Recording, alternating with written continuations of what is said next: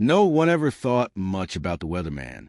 He appeared every morning, calm and composed, pointing at clouds, explaining storms, predicting sunshine. His voice was steady, his posture confident, his presence reassuring. To millions, he was just a familiar face. But behind that calm smile was a life shaped by storms no forecast could predict. His name was Daniel, and everything changed the day he forgot the weather.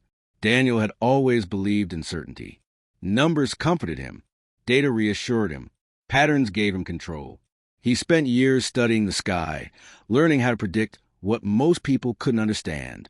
By the time he was 30, he had become one of the most trusted meteorologists in the country. Success came quickly. Morning shows, prime-time slots, awards, fame, and with it came pressure, endless pressure. Deadlines stacked on deadlines. Sleep became optional. Rest became rare. Silence became uncomfortable. The world saw a calm man forecasting storms, but inside, his own storms were growing. At first, it was just exhaustion. Long nights, early mornings, constant tension. He ignored it. Success demanded sacrifice, he told himself. Then came the headaches, the tight chest, the dizziness. Still, he pushed forward. He had a reputation to protect, a career to maintain, a future to secure. Until one morning, standing beneath the studio lights, something felt wrong. The teleprompter blurred. His breath shortened. His heart raced. He tried to continue, tried to smile, tried to speak, but the words wouldn't come. And then everything went black. Millions watched as the man they trusted collapsed live on air. The broadcast cut. Panic spread. Ambulances arrived. And suddenly, the weatherman who predicted storms for a living became the center of one. When Daniel woke, he was in a hospital bed. Machines hummed. Lights glowed softly. And the silence was heavier than any noise he had ever known. The doctor's words echoed in his mind. Severe cardiac exhaustion, chronic stress, emotional burnout. His heart had nearly failed, not from illness, but from years of carrying too much. Days passed slowly. Rain streaked across the hospital window. Daniel lay still, watching every drop slide down the glass. For the first time in years, he wasn't predicting storms. He was trapped inside one. And that's when the questions began. When did life become so heavy? When did success replace happiness? When did survival replace living? One afternoon, an elderly janitor entered his room. He moved quietly, gently cleaning the floor. Before leaving, he paused and looked at Daniel. "You study storms," the man said softly, "but you never learn how to survive them." Daniel frowned. "What do you mean?" The old man smiled. "Some storms are outside. Those pass. But the storms inside, they only stop when you listen." Then he left, and Daniel never saw him again. But those words stayed.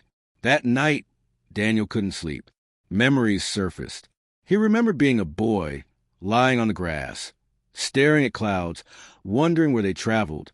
He remembered dreaming of helping people stay safe. He remembered happiness that didn't depend on approval or success. And for the first time, he realized, somewhere along the way, he stopped living and started performing. In the days that followed, Daniel noticed something strange. Down the hall, there was a teenage boy, barely 17, battling terminal illness. Yet every time Daniel saw him, the boy was smiling, laughing, talking, living. One afternoon, Daniel asked him, "Why are you always smiling?" The boy shrugged. "Because I don't know how many tomorrows I have. So I use today." That answer shattered something inside Daniel. He had spent decades preparing for tomorrow and forgotten how to live today. Recovery took months. Physical healing came slowly, but emotional healing was harder. When the network called, offering him his job back, his old life returned instantly. The fame, the salary, the spotlight, everything he once chased. But standing in front of the mirror, Daniel felt something unfamiliar. Resistance. For the first time, success no longer felt like success. It felt like sacrifice. So he made a decision that shocked everyone. He resigned. News exploded.